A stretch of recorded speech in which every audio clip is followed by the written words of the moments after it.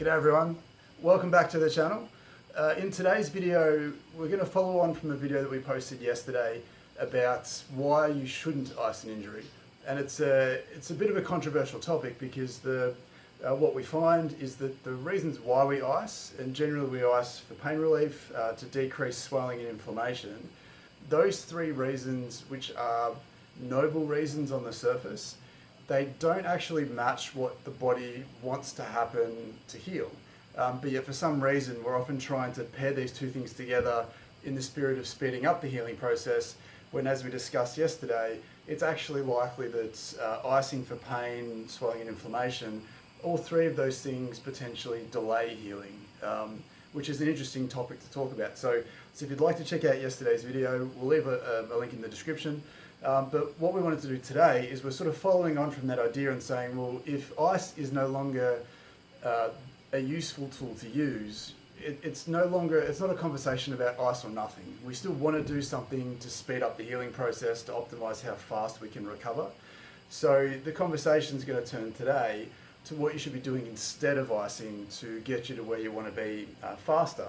And as I touched on at the end of yesterday's video, hopefully what you'll find is a number of these techniques in their own right will give you better results than icing anyway. So we're not necessarily wanting you to stop icing just for the sake of it, but we can actually drive the conversation towards these other ideas, which are very basic ideas for the most part, and say that these ideas just work better anyway. And clinically, I haven't iced a patient for almost a decade now, and these techniques are fantastic. They've sort of changed the way that I think about injury management, and more importantly changed how quickly we can get someone back to where they need to be and where they want to be. So out of the things we're going to go through, we're going to touch on 5 techniques to replace icing an injury.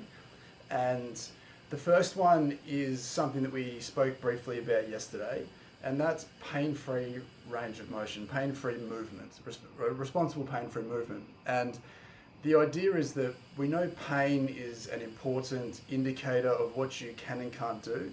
It's your brain and nervous system's perception of threat. So the reason why taking pain medication or icing for pain relief is that it knocks out a really crucial indicator of what you should and shouldn't be doing. And the flow and effect of that is it stops you from understanding what is too much to do and what too little is. So what we want to do instead is we want to try and find what your window is to move without annoying what's happened to you. So for example, if you've sprained an ankle or torn a calf muscle, we know that walking around on a torn calf is going to be uncomfortable.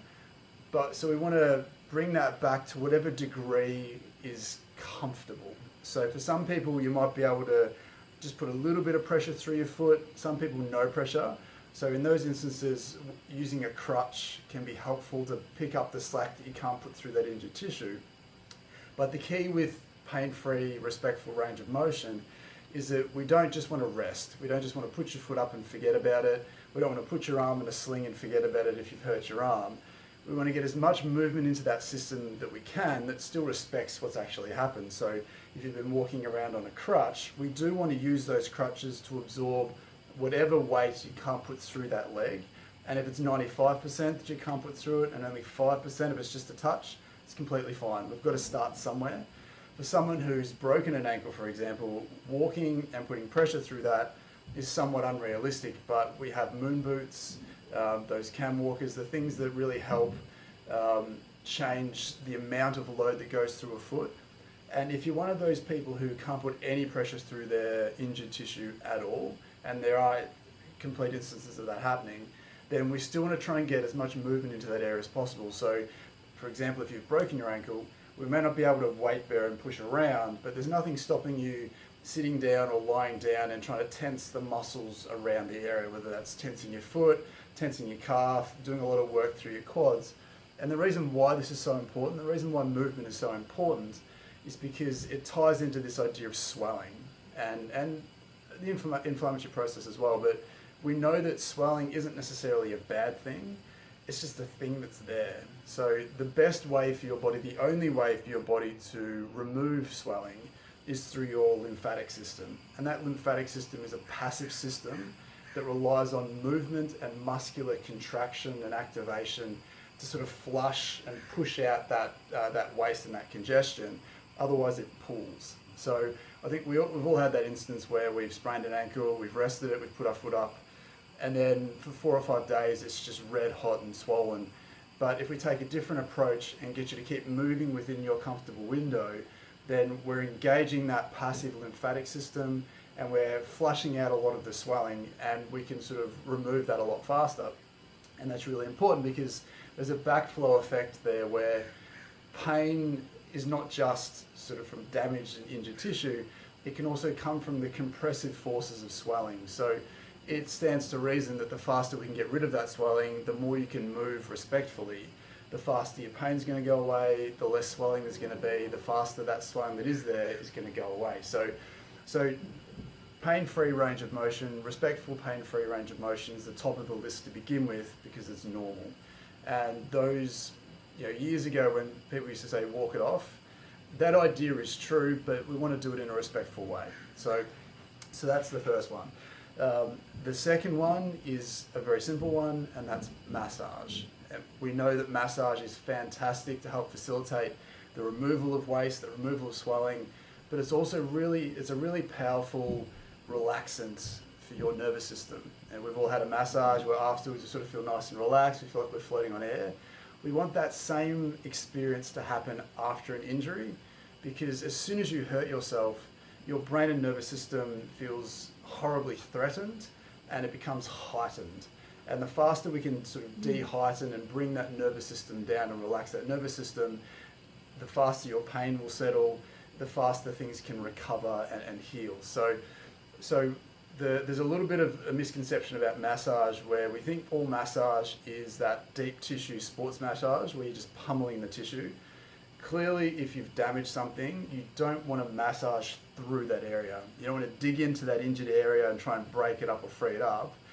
There's every potential that you're going to make things worse. But what we can do instead is that more surface orientated, sort of more gentle, sort of flushing out massage where we're trying to remove the waste, get the tissue to relax, get your nervous system to relax.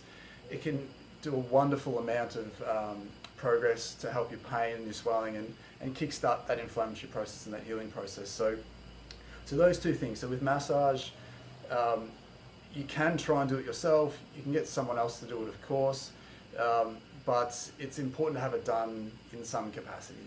Those two things are the most important to begin with.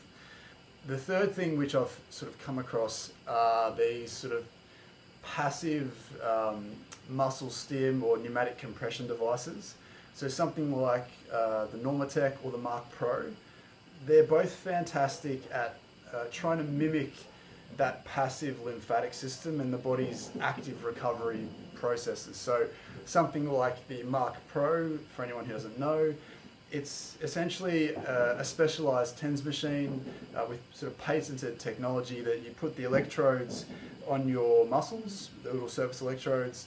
It's all very safe, it's all very gentle, and what it does is it creates a constant muscle pump.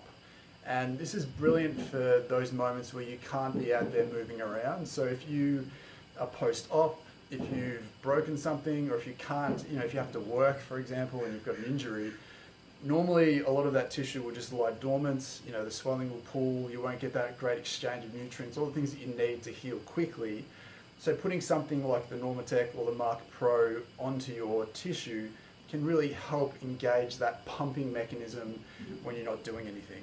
And essentially, it's a passive active recovery, something that you can do when you're doing something else. And something like the r.i.c.e, and the reason why I find it so useful is that you can have that on for 40 minutes, 50 minutes, an hour, on and off a lot throughout the day. You can have this constant pumping to really flush out a lot of that swelling, get through that initial stage to get to that healing stage as quickly as possible. So a device like that is fantastic. And we'll leave a link in the description below just so you can check it out. And the fourth thing is a little bit left of center. One of the things that I've been toying a lot with as a physical therapist is breathing and certain breathing techniques.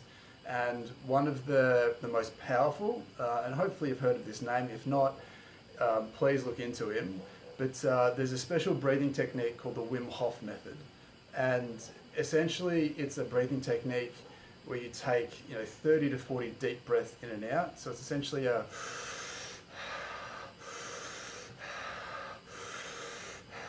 full breath in, half breath out, just repeating that cycle 30 or 40 times. And what that does is it hyper-oxygenates your system. And what Wim does is he recommends that when you get to that 30th or 40th breath, when you're really sort of chock full or overloaded with oxygen, you then take a full breath in and breathe all the way out and exhale. And then what you do is, in that state, you stay there for as long as you can. And for some people, that sort of exhale hold can last for a minute, 2 minutes, 3 minutes, 4 minutes, depending on how efficient your system is. But what I've found is, particularly with my patients, is in that exhaled state, if you can hold that state for 30 seconds to a minute, even worst case scenario, if you take your hand and place it over the injured area, that hyperoxygenation almost gives you access to your to control your nervous system, control your physiology. So what you'll find is if you put your hand over the injured area, just close your eyes and focus on that area, you'll start to feel it pulsing. You'll start to feel the blood flow heading to that area. And obviously we can't prove this through research, but anecdotally, at least with my patients, it seems that sort of speeds up that healing process. We know that we need a lot of oxygen in the tissue to heal. It's a huge part of the healing process. So hyperoxygenating your system and trying to direct that to the area that you want can be a neat little way to speed that up. And it's one of those techniques that often sounds a bit strange and a bit wacky until you give it a go. So if it does sound a bit strange to you, just hold your judgment until you give it a go, and you'll hopefully be pleasantly surprised at what it can do for you, because it's insane. It's amazing. There's again, I've written another article on sort of the applications of the Wim Hof Method, which I'll link in the description. But again, it's such an important thing that we can use for a number of different things. And in this instance, we can use it to potentially speed up that healing process, make it more efficient. So far we're talking about respectful, pain-free movements. We're talking about massage, surface, down regulatory, flushing out type massage. We're talking sort of muscle stim machines or pneumatic compression devices that sort of respect and try and mimic your body's waste removal system. We're talking about the Wim Hof Method, so breathing, lots of deep breathing, that hyperoxygenation, and then focusing that to something to sort of benefit from that. And one of the final things is something that I use quite a lot. It's called Voodoo Force. Again, the name sounds a bit wacky. Essentially all it is, it's just an elastic compression, and how it works basically is it's quite a strong compression. So if you've, say, sprained your ankle, what you try and do basically is that you wrap the area up as comfortably tight as you can. So if you've damaged something, it's not necessarily a great idea to compress heavily over the top of that day one. If you've sprained your ankle, maybe once you've had a gentle massage, once you've got that pain under control a little bit more, it's not as angry, maybe day 2, day 3. This is a fantastic technique to try and remove that swelling faster than usual. So basically you do this up as tight as you feel comfortable, and I haven't done a fantastic job there because there's a little bit of skin there. But the idea is that you wrap this up as tightly as you feel comfortable, and using common sense that it's not too tight. Again, you still want to see some blood flow in your toes. But basically what you do here is the tight compression and the gentle, again, respectful, pain-free range of motion, taking that tissue through range. I've done a terrible job here. Taking that tissue through range for 1 to 2 minutes can be a fantastic way to facilitate the flushing out of that congestion and that swelling. And what we find is the reason why they call it Voodoo Floss is because when you then stand up and walk around again, it feels like magic, it feels like voodoo, because that strong elastic compression is sort of, in a nice way, has forced out a lot of the congestion, a lot of the tissue there. And this Voodoo Floss, which you can buy online, you can get anywhere basically, You can use TheraBands, you can use an old bike tube, an inner tube of a bike tyre. You just want something that's got some really strong elastic compression because it can help shear free some adhesions as well. So as I said, it's not necessarily the first thing you want to try because it can be an aggressive thing to do if you're injured. But once things have settled down and you're through that initial acute phase and you feel like you're in that recovery phase, this is a fantastic tool to try and sort of speed up that recovery time, to get you to the end faster and get you back moving, because we know, and this is one of the benefits of the Voodoo Floss and the muscle stim and the initial massage and the deep breathing and the respectful movement, is that the faster we can get your swelling and pain under control, the less impact it's going to have on the function of your injured area. So what we know is that the reason why a lot of injuries last longer than they probably should isn't necessarily because that's exactly how long it takes you to heal, but the longer your recovery goes on for, the longer your musculature is shut down for. So we get this weakening, this deactivation of a lot of the tissues that you need for normal function, and then once you're through that healing stage, you then have to slap on extra time at the end to get that back. And what we find is if we can get at those initial processes and help optimize them, so we're not trying to stop them or prevent them like we used to do with ice, but if we're trying to optimize these processes as much as we can, allow the body to do what it's trying to do but faster, then we can limit the added work at the end of that. So instead of having this almost unnecessary period of time now where you have to re-strengthen and reactivate and get your motor control back and your balance and all this sort of stuff, we can mimic that phase and really speed through this healing process from the moment that you hurt yourself to the moment that you're back doing what you want to do. We can optimize that with some other things. So I just wanted to touch on those 4 or 5 ideas. They're all really powerful, and in their own rights, each one of those seems to be far better than ice on its own.